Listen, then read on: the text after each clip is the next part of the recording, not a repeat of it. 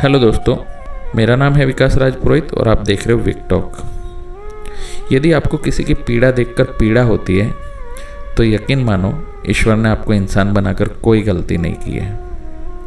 आपकी आत्मा में विद्यमान ईश्वरीय अंश को सदैव जीवित रखने का प्रयास करो। ऐसी ही एक ईश्वरीय अंश को जिंदा रखने की कहानी है जो आज मैं आपको सुनाने वाला हूँ। पापा, मेरे भी पटाखे ला दो ना, कल दिवाली है और मेरे सारे दोस्तों के पटाखे आ गए हैं और वो जला भी रहे हैं। अगर आप आज नहीं ला सकते तो कल तो मुझे चाहिए ही चाहिए। महेश का 7 साल का मुन्ना मायूस सा होता हुआ बोला। हाँ बेटा, कल जरूर ले आऊँगा, बोलकर महेश घर के अंदर चला गया। उस दिन महेश और उसकी पत्नी ने कुछ भी नहीं खाया था। जैसे तैसे अपने बच्चे का पेट भर रहे थे। माँ के इलाज में सारी जमा पूंजी खर्च हो चुकी थी, फिर भी माँ को नहीं बचा सके। उसका अफसोस अभी तक उनके चेहरे पे झलकता था। अब हालात ये थे कि न माँ बची थी, न वर्षों से चुन चुन कर बचाई गई पूंजी।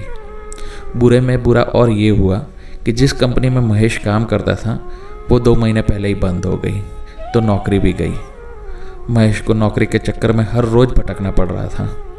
नौकरी के चक्कर में हर रोज़ भटकते हुए घर पहुंचा ही था कि दरवाजे पर मुन्ना की भोली सी मांग आ खड़ी हुई थी।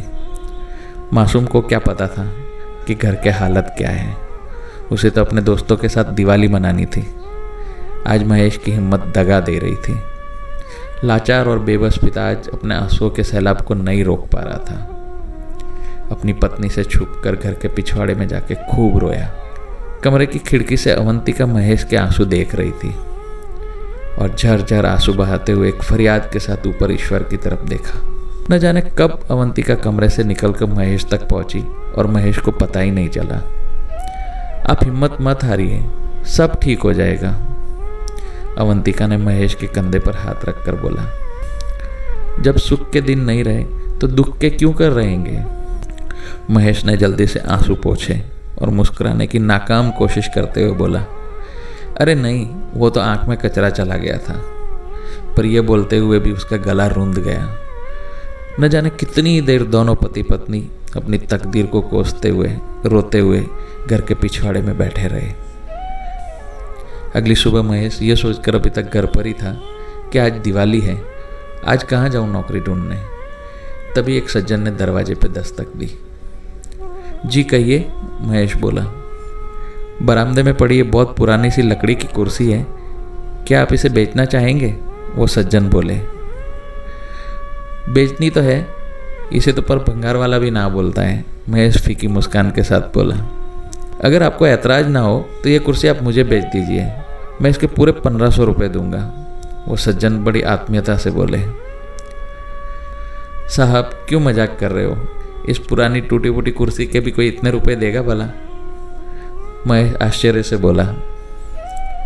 अरे भाई, मैं पुरानी चीज़ों का संग्रह करता हूँ और ये तुम्हारी कुर्सी बहुत ही अच्छी लगी मुझे, इसलिए बोल रहा हूँ, फिर से वो सज्जन बहुत ही आत्मीयता से बोले। आखिर में वो सज्जन 1500 रुपये देकर वो कुर्सी लेकर गए। दिवाली की शाम महेश का मुन्ना खिलखिलाहट के साथ घर के पिछवाड़े में दोस्तों के साथ पटाखे जला रहा था।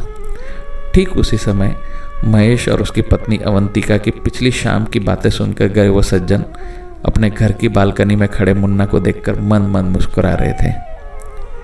तभी उनकी पत्नी बालकनी में आई और थोड़े खींच के साथ बोली, अरे ये दिवाली के दिन ऐसी भंगार टूटी फूटी कुर्सी कहाँ से उठा लाए आप, आपको तो ऐसे भी पुरानी चीज़ों से चिढ़ है, तो फिर ये क्यों लाए।